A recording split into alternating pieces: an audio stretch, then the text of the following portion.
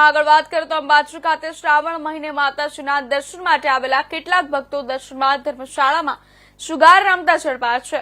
અંબાજી પોલીસે મળેલી બાતમીના આધારે રેડ કરીને 28 શખ્સોને જુગાર રમતી હાલતમાં પકડી લીધા હતા। આ તમામ શખ્સો મહેસાણાથી ખાસ અંબાજી ખાતે જુગાર રમવા માટે ધર્મશાળા બુક કરીને આવ્યા હતા।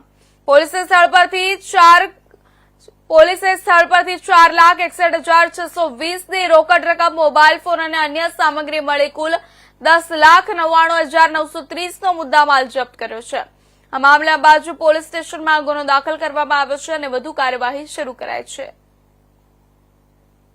ગઈકાલે રાત્રિના અમો સ્ટાફ સાથે નાઇટ પેટ્રોલિંગમાં હતા ત્યારે અમને બાતમી હકીકત મળેલી હતી કે ગણેશ ભુવનમાં અમુક બહારથી આવેલા ઈસમો ખાનગીમાં જુગાર રમાડે છે ત્રીજા માળે।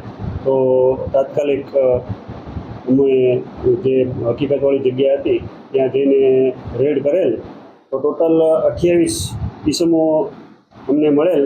રોકડ 4,61,930 અને મોબાઈલ સહિતનો અન્ય મુદ્દામાલ સહિત કુલ મુદ્દામાલ 10,99,930 ના મુદ્દામાલ સાથે મળી આવેલ છે અને અમુક ઈસમો રેડ દરમિયાન નાસી ગયેલ છે, જેની પણ આગળ તપાસ તજવીજ ચાલુ છે।